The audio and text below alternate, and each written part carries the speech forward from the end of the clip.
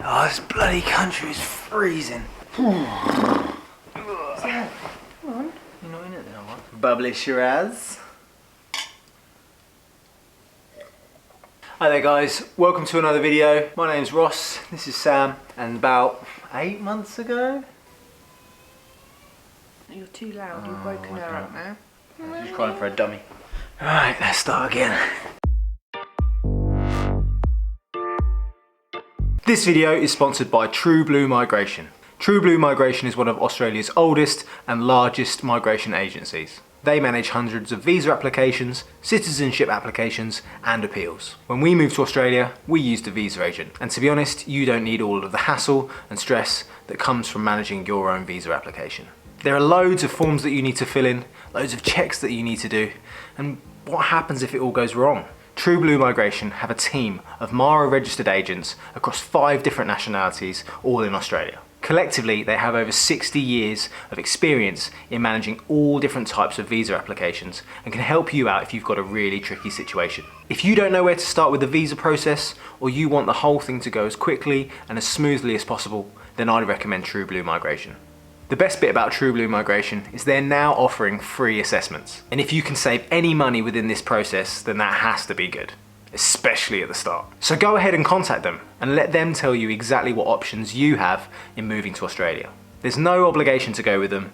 The service is absolutely free. Come to think of it, most agents actually charge about $300 just for this service. And if you do decide to go with them, they even offer split payment options so that you can manage your cost of moving. And one last thing, if you do decide to go with them, remember to tell them who sent you. I'll put full details for how you can get your free assessment and contact True Blue Migration down in the description below. Now onto the video. Hi there guys, welcome to another video. My name's Ross, this is Sam, and about 8 months ago we moved from the UK to Australia in search of a better life. On our channel we share videos about how to move to Australia, the Aussie lifestyle, with the hope of helping and inspiring you to also make the move. In this video we're going to be talking about our first 8 months, how we feel, pros and cons, things like that, and then towards the end we're going to be answering some of the questions that you've asked us about our move to Australia. So first things first, man, how are you finding it? How are you finding this beautiful, wonderful country? Lovely. Isn't it? It is really nice, it's a lovely place to be, and I think having nice weather just really helps. I think the weather's a really big hit. Yeah, but notice the weather, I'm actually wearing like trousers and a jumper. It's freezing today. I heard on the radio, they were talking about it's Australia's coldest day in like 40 years. What, today? Yeah, it got down to like 18. Winter is definitely coming and I have already acclimatised. When I go back to the UK one day when like the borders actually open, I am going to freeze. I'm going to be that miserable old guy in the pub with a pint just in the corner next to the fireplace. I agree with that because I was driving home today and I could kind of see the blue sky, although it was a little bit chilly, but just the greenery. And even though it's winter, you don't get that winter moodiness that you do in the UK when everything just gets dark. Alright, I go to work in the dark at the moment, but still coming home in the light. There's a little bit of light even picking up Aurora. I agree, it really makes a difference, just that bit of weather. Definitely. It's like so typical UK, isn't it? You ask someone how you're finding it and you talk about the weather. On the whole, generally I find Aussie people very inviting. They're very inviting people. Yeah. You know, nothing's ever a problem or an issue if you just want to ask someone something. And I don't know, I just find the people a bit nicer here. They kind of just like treat each other as friends, even if they're not friends. Yeah. And people in the UK seem to be so like standoffish. grumpy and miserable. And I think it also might have something to do with the pace of life is so much slower. And if something doesn't happen, like no one really cares. No. Like what's the worst that could actually happen? And that's something I've got to get used to because I'm really impatient. And I'm thinking, no, I've got to stop and slow down. Nobody's in a rush here. You get the odd prat on the road who beeps you at the lights, you know. And it's not even green yet. Actually, on the whole, driving, I find the people are nicer, actually, in the cars. I've not really had anyone They let you in. They just let you in. It's just what they do over here. And the traffic here, I don't feel that there's... Like, today, actually, was probably one of however many months we've been here. I actually saw quite a lot of traffic. Like, you know, I could see a few cars up ahead, but we were used to a lot more traffic. Yeah, the traffic here, there just isn't traffic. There's not really rush hour. Do you get rush hour in the morning? No. No, I don't. I If mean, know I've traffic's got to- heavier than normal, but Yeah, but if I know that I've got to be somewhere in half an hour, I know that I'll get there within half an hour. Yeah. I don't have to give myself another 15, 20, half an hour minutes Just 'cause you know onto it's my there. journey. Yeah. Like, yeah, back home, back home I had to do that. Sorry, it's a fizzy wine. sparkling Shiraz only in Australia. Like, I had to be at work by 9:15 in England, and I was leaving at like 7:30, and I was still getting stuck in traffic. The distance I travel to work here is probably similar to the distance I used to travel to work in the UK. And coming home, it would take over an hour, and here it takes 35, 40 minutes. I mean, that's maybe just a Brisbane thing. Maybe, I don't know, is it better, is it worse traffic in Sydney or Melbourne? Maybe everyone should just come to Brisbane. Don't everyone come to Brisbane, because then our traffic will get worse. What have you found the easiest thing settling in? I got my job pretty easily. Yeah, considering our visa was based upon my profession as a teacher, we were a bit worried about what you were going to do. And I suppose that's the same for a lot of people who come over with one of you as the main visa holder. What does the other one do? Will you be able to continue your job? Will you be able to get the same money? What are the hours going to be like? We didn't really know, and we were worried at first because you were a teaching assistant in the UK in a special school, and they don't really have that as a transfer over here. They do have them here because I inquired about it, but they were saying that there's no permanent contracts and you'll just be put down on a supply list, and then you'd just get called as and when you were needed. But I'm such an organised person, and I like to know what I'm doing at what time. I think everyone likes to know where they're going to work the next day. It just wasn't going to work with Aurora as well. Yeah, we need to know from like a daycare perspective, and we wouldn't. The way that childcare subsidy worked, if you didn't have not necessarily a permanent contract, but at least a contract stating how many hours you were expected to work, we wouldn't have qualified for the right amount of childcare subsidy, because it's based upon how many hours you work a week. It's kind of like a catch-22, whereby we can't get Aurora into daycare because we won't get all of the hours that we need in order to do it. But then you can't go out to work because you then got to look after Aurora. It's kind of ridiculous. So I nailed that on the head, and then I was just looking up other jobs really, and I wanted to stay with disability, so I just looked at a disability support worker, which again I did used to do that in the UK as well outside of work. I used to do what's called respite back in England. I just contacted a few people, and everyone was pretty interested in me. I said, look, I've got a diploma in this, is it transferable, would you accept it? And then I called this company who I actually work for now. I called them up and I said that I was looking for a job and did you have anything available, and they said yes. And then they said to me, well, when could you come in? But he didn't even call it an interview. He just said, oh, just come in for a chat. Mine wasn't really an interview. It's not like a teaching interview. I did it on the toilet. I was in the toilet. You were in a bathroom, actually. There was a toilet there. You were not on the toilet. You were actually sitting on a chair. I was on an office chair. Yeah, so you're completely lying. So they invited me in, and I did sit down, and they did ask me interview kind of questions, but it's just so relaxed, so cool, and if you didn't know the answer, they just told you it anyway. Sounds like they really wanted you, weren't they? Yeah. But again, with them, I do actually work casual. I don't have a permanent contract, but they did guarantee me that I would have hours every week. But you can do your own hours, which is great. You just give them your availability 2 weeks in advance, and then they just slot clients around when you want to work. So if you're a disability support worker and you're looking to come over to Australia, they're kind of calling out for them. I mean, I do also have a beauty therapy background as well, so I am qualified as a beautician. And we did look at that first, didn't we, to begin with, but it doesn't pay as well, and you're working quite a lot of hours and you don't really get any break. And the pay's still better than the UK doing it though. Yes, but it's not better than disability work. So on that note, jobs. Found it pretty easy to get jobs. I mean, I got a job within 2 weeks. No, yeah, it was within 2 weeks because I was still on my 2-week quarantine. If you're worried about getting a job, I'd say as long as you're flexible with what it is that you want to do, there's plenty of jobs out there. It's one of the reasons why Australia kind of promotes migration, I suppose. Not at the moment because COVID. And they love an English accent over here. The amount of times my clients have said to me, can you just keep talking? Because I love your accent. And I want you to be my support worker because I really like your accent. And you make me laugh. I get that all the time. Well, you are a funny lady. Well, yeah, I know. Funny looking. I know. What have you found the hardest then? Obviously, leaving family and friends is the main one.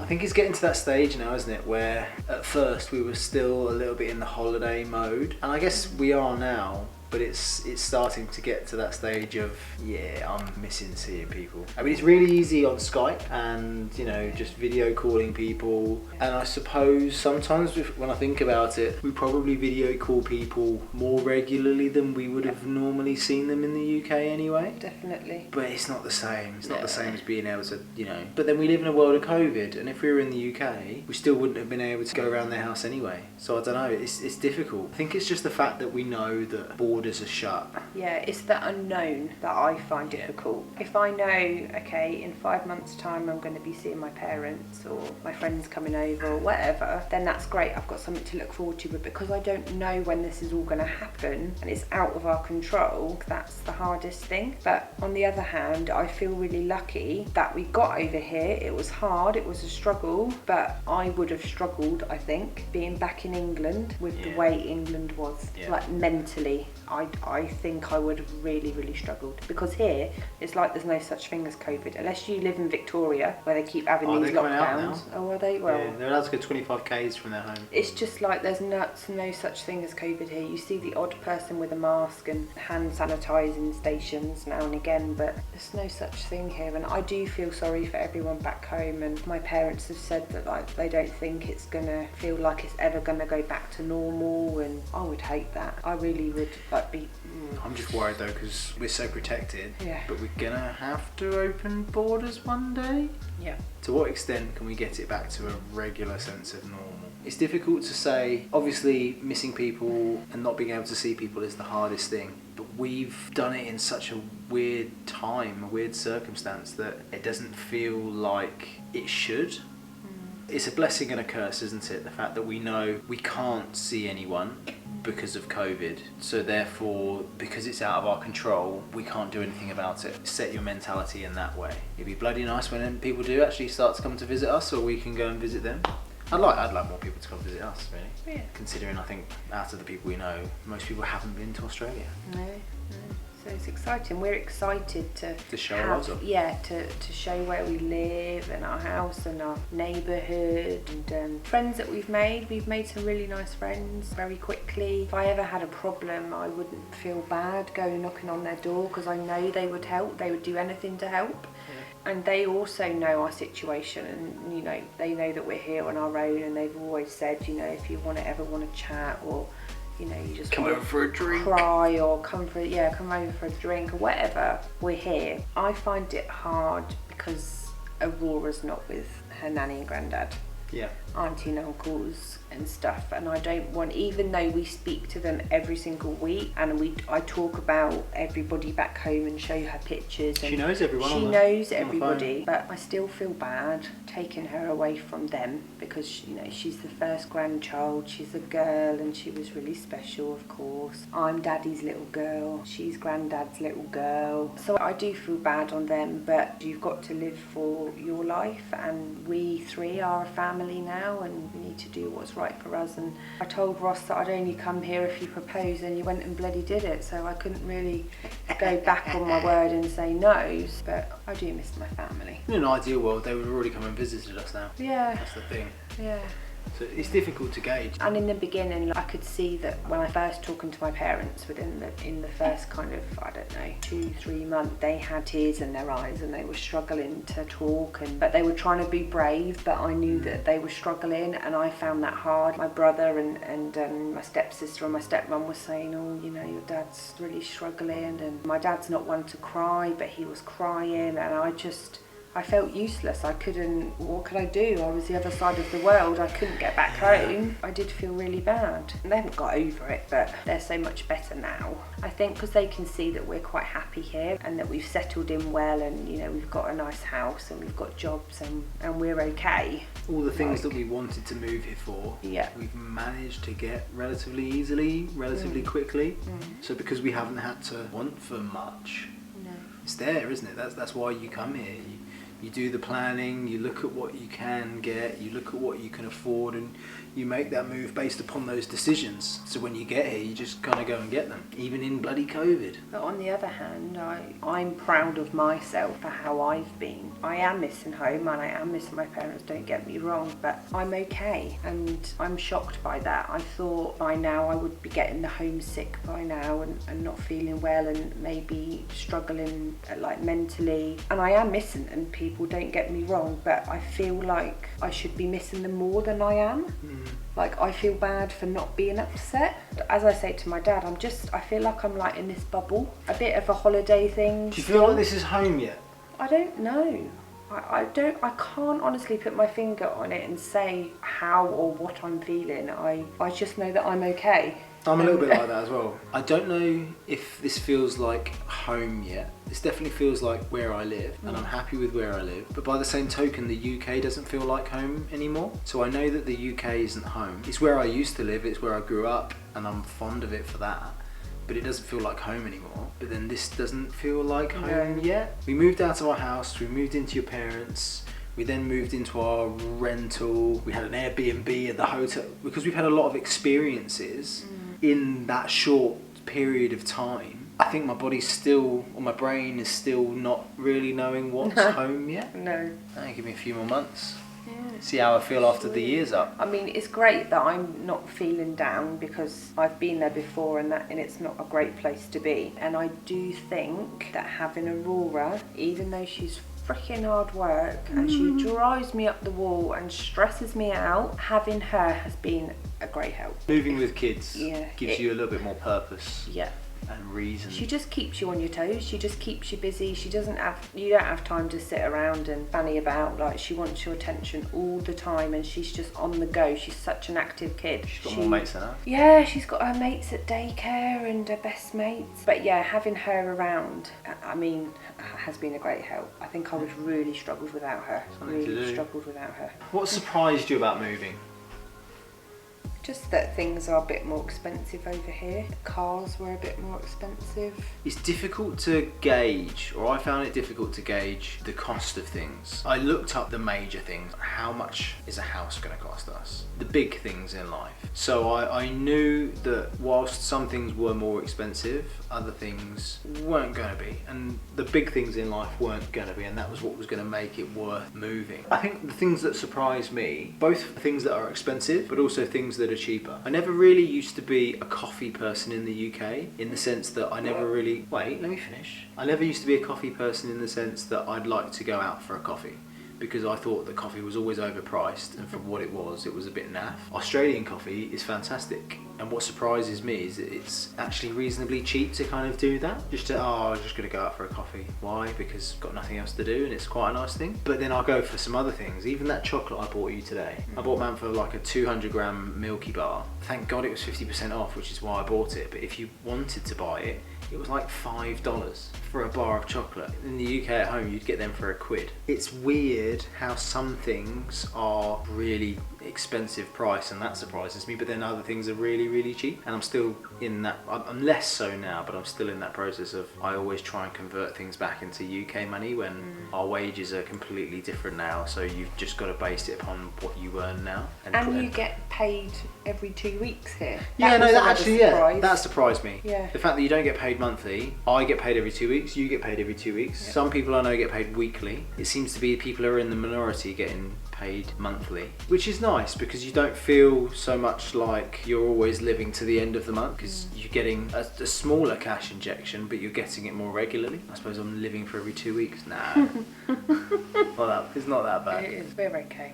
We just need to make the house our own, but it's just going to take time, and I'm so impatient. I try and do some painting, and then there's Aurora, who kind of needs looking after because she's 2. Damn, these 2-year-olds need looking after. Why can't they just look after themselves? If you could do it all again, what would you change? You know, in the beginning, Ross was actually going to come out here by himself in the April, and then I was going to stay at home with Aurora. And then I had this stupid idea that Ross was going to fly back home to come and get us, to fly back again. Because you weren't prepared to fly to the other side of the world with a child. No, I've never flown on my own as it is, and I'm not the best of flyers, and I certainly wasn't doing it with a kid. So thinking about that then, would you keep that the same? No, I'm glad we came over together when we did. It means that it would have saved time when we first got over here, and you know, if Ross had already found a place and a car and stuff. And we got to pick things together. That's it. You know, you'd have to make decisions without me and or through FaceTime or whatever. Not that you're the best at making decisions anyway. I can't make decisions, no. But I'm also not very good at visualising anything, and I have to see things. You know, it was a bit of a stress at the beginning, trying to find somewhere and trying to pick a car up and then dropping a car back off and trying to sort another car out. And do you remember that MG that we had, that yellow MG? It was beautiful. Oh my god. MG3s are the perfect first car for young people, That was because so no matter embarrassing. how much you put your foot on the pedal, they Doesn't don't go go anywhere. I was trying to go up a hill and I'm like, come on, MG3! Maybe some other things I would have done differently. I maybe would have packed some Winter warmer clothes. because this one told me I was my allowed only to bring jumper. one.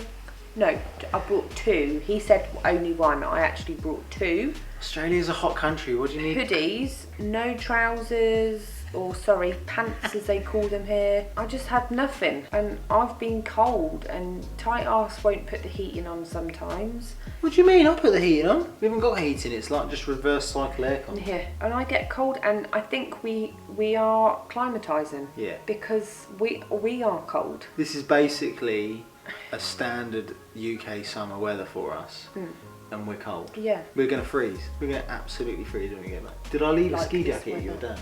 Oh yeah, it's in the drawer of my God room. for that. Yeah, it's I'll gonna live in be that when I freezing go back. in England. I've quite liked autumn and winter so far. I didn't like the summer, it was too hot for me. Too hot. Yeah, well, we didn't have aircon for like a month nearly when we moved in here because it didn't work. No. And when we were living in our other place and I rented, it was a nice house, but it was quite a small house, wasn't it? It got hot quickly. Yeah, you just felt a bit claustrophobic in there, and all the houses like were on top of each other, and yeah, it got really warm. The house was as big as our home was in the UK, if not bigger. Just with less, it didn't have Less much garden space, it just felt a bit, together. What are you looking forward to in the future? I think one of the things that I'm looking forward to is in the future is actually travelling a little bit more of Australia. But at the moment, because of COVID and sort of snap lockdowns and border closures, I think it's a bit difficult to book anything, even within Queensland. The last school holiday that we had, we were booked to go to Noosa, and then we had that snap lockdown, and I just, thank God we had cancellation, like still 100% full refund, because if it had gone on, we wouldn't have been able to leave the city because of lockdown. Whilst I'm gonna love going abroad again for holidays, I'm excited to explore Australia and to see more of the country, see bits that culturally stuff is so different to the UK. Okay, we live in a city now, it feels very, very similar, but I want to go and visit outbacky places and little country towns and other beach areas and just see more of Australia. What advice would you give to someone who is wanting to also make the move? You've got nothing to lose. If it doesn't work, you just go home. I think- It's as simple as that. I think we found, for us anyway, I know it's different for everyone, but for us it's been at the moment so successful that I suppose we're living proof that you have to kind of give these things a go. If this is something that you want to do, if moving anywhere is what you want to have a go. I've had that niggling feeling of wanting to move to Australia for like 20 years, and now I've finally got it. I don't have that anymore.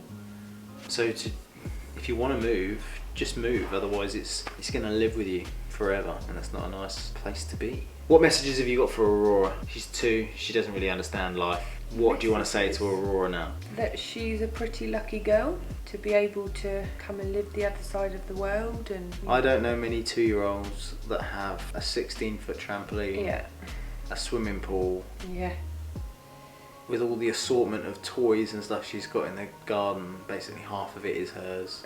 She lives the outdoor life. She does what she wants. She lets you know when she wants to do something. It's just opportunities, I think. She's not a kid that has to live inside No, she hates for 8 being months inside. of the year. She loves being outside. She loves the outdoors. I hope, Aurora, when you watch this when you're older, you enjoy the outside lifestyle that we have been able to give you.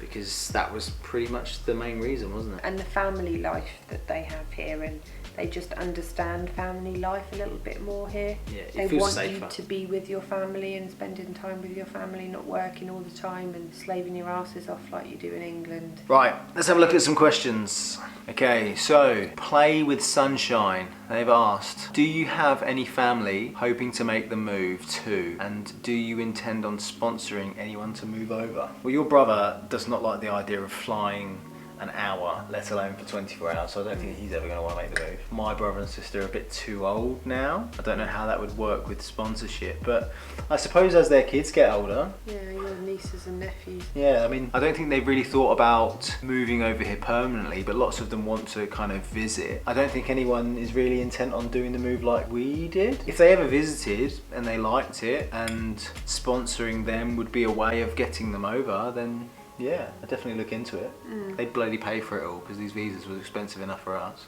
For you. My dream, I have to pay for it. A.G. Watkinson has asked, how much money did you save to move to the UK and Australia? We've made a video about that. It's all on how much did Australia cost. Put a link to it in the description. I'll put a link to it up in there. How much extra to save to buy cars, rent, driving license, knowing when I'll get a job.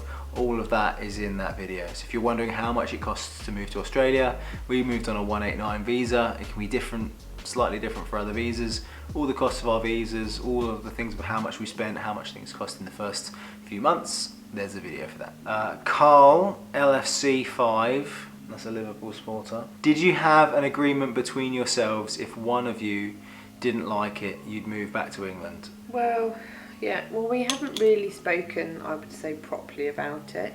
It's something I didn't really want to ask. But, I yeah. would never want to move back, so I'm pretty set on that answer. And it's a bit like Pandora's box. I knew we'd move back if we had to move back. This question is from Gemsy. What do you miss about the UK apart from family? Chocolate. Chocolate is not the same here. Chocolate, of all the things.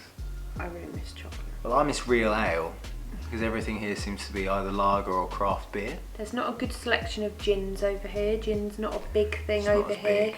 Maybe just where we live, I suppose. Yeah. I think it's food. Just Food I love and alcohol. I love the food and I love the alcohol here and I love experimenting and trying things new. But that's not to say that I don't still miss the other things that I also used to like. I mean, it's fine. I can live with not having them for now. I'm telling you now, when we go to the UK, I'm going into a pub and I'm buying a pint. Yeah, that's one thing I miss. I miss pubs. Yeah, they're I not definitely they're not the same. miss pubs, and there's not many around. You just get like one in one area. Yeah, so where we live, there is only one pub, like one tavern. And don't get me wrong, it's great. You got pokies and gambling and all that kind of stuff if that's what you're really into. It's got a restaurant and it's a really nice. good place. Yeah, it's really nice. But it's nice when you have a choice of a few pubs to go to. Like the next nearest tavern is a decent drive. So the whole idea of doing a pub crawl, if we wanted to do a pub crawl, we'd have to go into the city. Yeah, you couldn't do that. And the last question, Dana, would you ever risk going to Oz on a temporary visa, so not having permanent residency like we do? Yeah. Really? No? Well, how long can they be here for if they're on a temporary visa? So some of the temporary visas and things, they're for a few years and they don't necessarily guarantee the same privileges as we would have on a permanent visa or having permanent residency. I don't know. I think for me, at our time of our life, With the family. Yeah, it's difficult because having that security is a big thing. Yeah. And without some of those certainties that you get on having permanent residency versus on a temporary visa, I think being younger and without Aurora, I definitely would have done it. One of the things that I regret about that we didn't do when we were younger is coming over on a working holiday visa and just experimenting and living the lifestyle beforehand. I think the more responsibilities you have, the harder the decision is to do it on a temporary visa. Do it sooner rather than later, before you have more responsibilities to make it harder. But it can be done. It can be done if you want it to be done. Thank you very much to everyone that has given us those questions. For anyone else that also asked some questions, I hope that we answered them in the video itself. If you have any more questions, if you have any comments about our thoughts, please do leave them in the comment section below. If you've enjoyed the video, make sure to give us a thumbs up. If you're interested in some of our other videos, make sure to have a look. But other than that, we'll see you next time. Cheers. Mine's gone. Oh.